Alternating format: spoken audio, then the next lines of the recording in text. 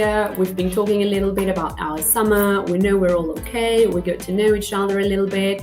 Now I want to work a little bit on reading. So to work on reading, we need lots of things. We need a text, we need activities, comprehension activities, follow-up activities.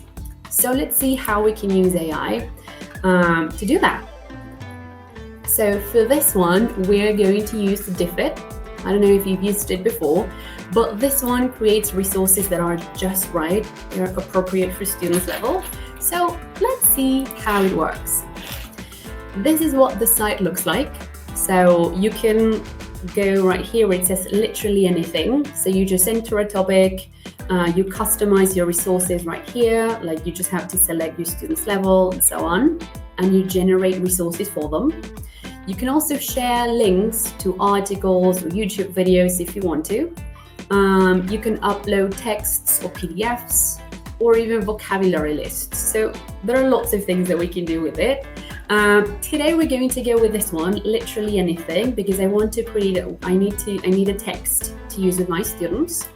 So I thought, let's start with a short story, and we're going to talk about our summer, right? So let's keep on going with that topic. So I just wrote short story, teen who had an amazing summer and is now back at school. So I clicked right here where it says generate resources, and now I have my short story. So teen who had an amazing summer and is now back at school. So I have a reading passage. If I read it and I think it's not appropriate for my students, I can edit it, of course.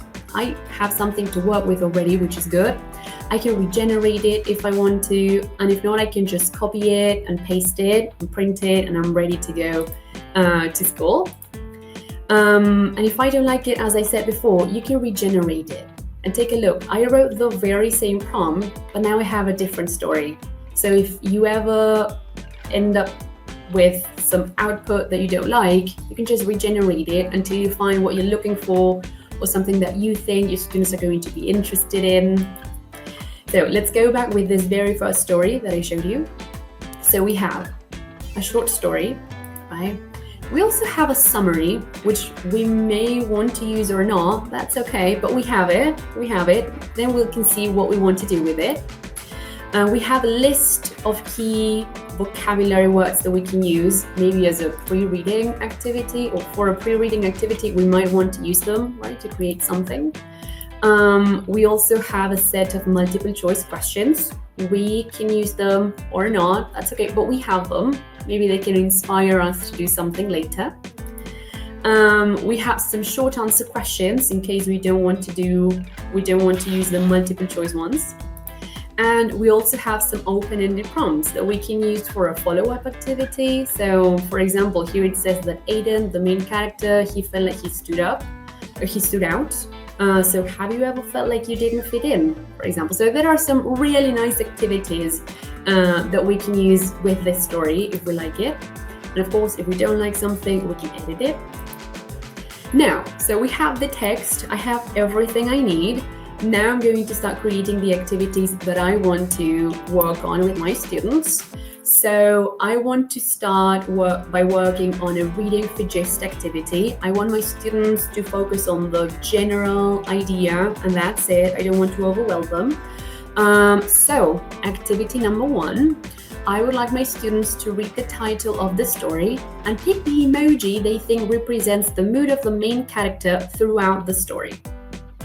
Now this is the thing, the story didn't have a title, but that's okay, because as we said before, we can edit everything. Now we have a title, right? So now that we have it, let's go with it again, let's go again. So now, yes, we have a story with a title. So read the title of the story, pick the emoji you think represents the mood of the character throughout the story. That's the first activity. So students can work in pairs, they can work in groups, they can start sharing ideas. So for example, you say, okay, a summer to forget, lessons to remember. Right, so maybe this emoji right here can be a good one, because I mean, if you want to forget about it, maybe it wasn't a good summer. oh wait, maybe this last emoji right here, yeah, I think this one might be a good one, right? Okay, yeah, let's go with this one. Yeah, so this one. So they worked a little bit on speaking, they shared their ideas, cool. Now they have to read the story and check their predictions. And now we can work on reading comprehension. Okay, so you thought that the emoji the crying emoji was going to represent the mood of the character. Were you correct? No, actually we were not, because the character is actually okay. Like, he's not sad or anything. So now they can start sharing their ideas. They're going to focus on the main idea. They're not going to be overwhelmed by the details. We're going to work on that, but not yet. And this is a nice way to start working on with the text. Now that we have the main idea, I want to focus on the details. Okay. Now we know what we're talking about, we know where we are, we know how the main character, Aiden, is feeling. So something that we can do to work on reading for detail is answering questions, right? We do this all the time. Usually course books come with a text and then some questions. Students read the text and then they answer the questions. That's pretty cool, right? Why don't we make it a bit more interesting? And maybe we can create some images based on the story, and students have to take a look at those images and describe what's going on. So instead of answering questions, they can say, okay, I associate this image with this and this thing, for example. So let's see how we can do this.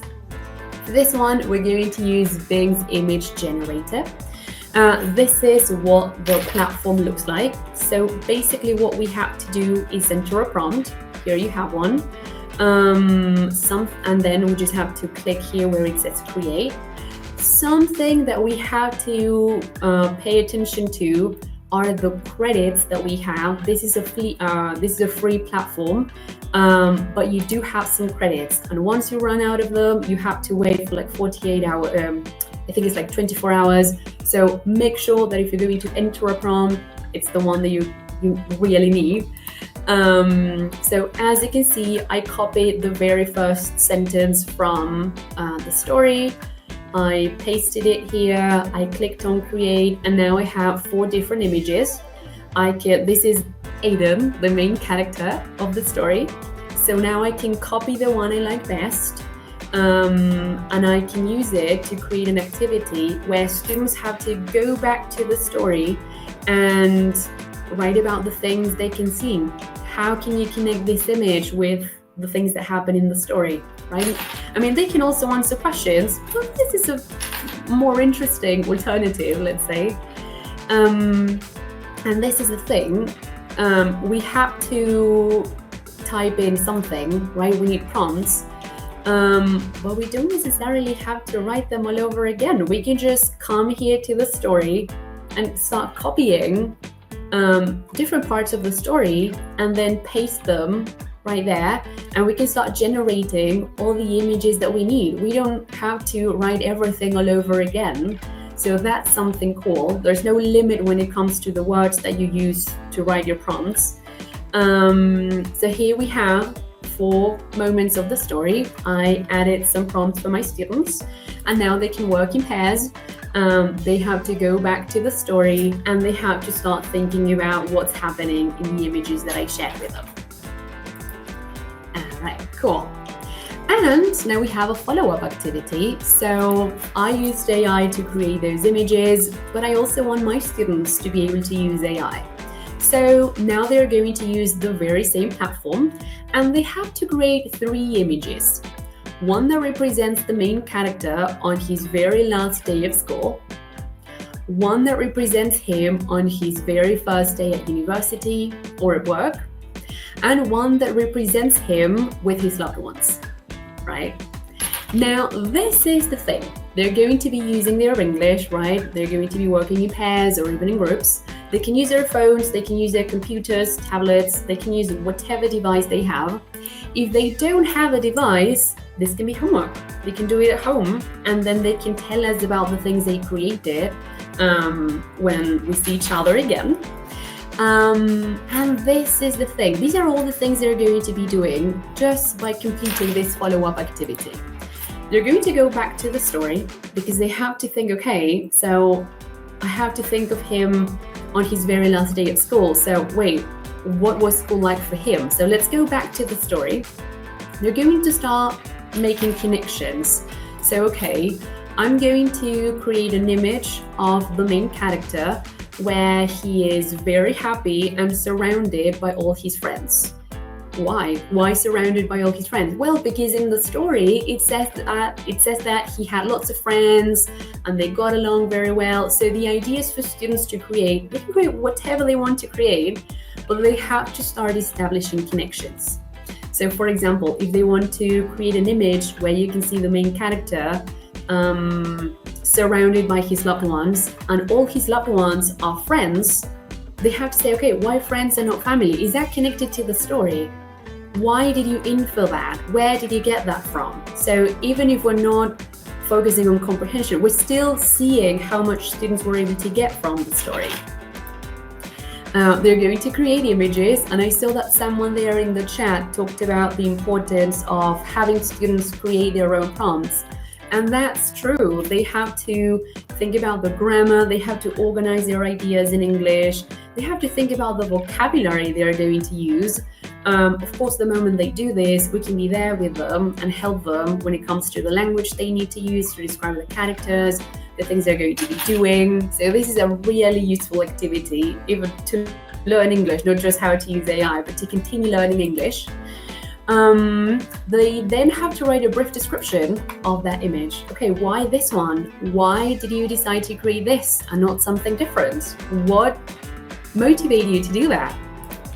Then they can share their images with their classmates, and that's also a very nice moment to compare their creations.